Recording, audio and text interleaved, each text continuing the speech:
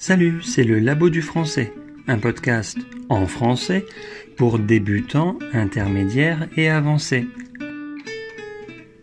Aujourd'hui, le H qui commence un mot en français. On dit H muet ou H aspiré. H muet dans hôtel. Un hôtel, répétez. Des hôtels, répétez. H aspiré dans hausse, une hausse, des hausses. Muet veut dire que le H ne bloque pas la liaison. Un hôpital, des hôpitaux. Aspiré veut dire que le H bloque la liaison. Un hérisson, des hérissons. Ce n'est pas une très bonne idée de dire « aspirer » parce qu'on n'aspire pas plus d'air que d'habitude. Mais c'est la façon académique de parler du H, muet ou aspiré. Alors, moi aussi, je vais utiliser les mêmes mots. Pourquoi un H est-il parfois muet et parfois aspiré? C'est une question simple, mais la réponse est compliquée. Pour résumer, je dirais que c'est pour des raisons liées à l'histoire, à la prononciation et à la signification. Le français est une langue qui a emprunté et qui emprunte toujours beaucoup de mots à d'autres langues. Si dans ces langues le mot a un H, généralement le H reste en français. Parfois, il reste seulement à l'écrit. C'est un H muet, un souvenir d'une autre langue. Par exemple, un hôtel, de l'herbe, des mots d'origine latine. Ces mots ne posent pas de problème de prononciation, de confusion avec d'autres mots, alors le H est muet. Quelquefois, le H vient du latin, mais il est aspiré. Un héros. Pas de liaison, parce que quand je dis un héros avec liaison, j'entends presque un héron, un nez qui est rond. Au pluriel, on dit des héros, pas de liaison, sinon je comprends des zéros. 0, 1, 2, 3. Le H reste aspiré, des héros, pour éliminer la possibilité de confusion.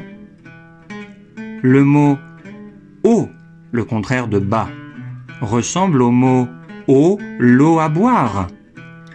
Être en haut signifie être à un étage supérieur, mais être en eau signifie être en sueur. Le H de en haut reste aspiré pour éliminer la possibilité de confusion. Répétez avec moi. En haut. Plus fort. En haut. Encore plus fort. En haut. Ah, ça fait du bien. Autre exemple. La haine signifie la détestation. L'aine signifie la partie du corps en haut de la jambe, etc. Les mots d'origine étrangère qui commencent par un H, en général, gardent un H aspiré. Un hot dog, par exemple.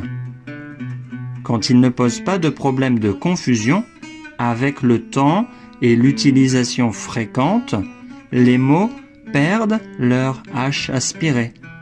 Un hamburger peut se prononcer un hamburger. Des hamburgers, des hamburgers. Et bien sûr, haricots. L'Académie française demande de prononcer un haricot, des haricots. Mais comme il n'y a pas vraiment de problème de confusion, beaucoup de Français disent un haricot, des haricots.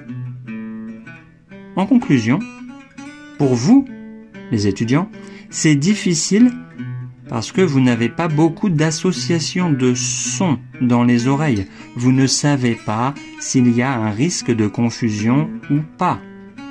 La seule solution, comme dans beaucoup d'autres problèmes en français, est d'apprendre comme les enfants francophones, en faisant des erreurs et en apprenant de ces erreurs. Voilà, c'était une réponse simplifiée qui, je l'espère, va au moins éliminer un peu de frustration chez vous.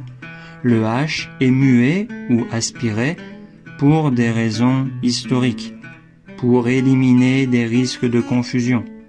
Au moins, vous savez que ce n'est pas un hasard, H aspiré.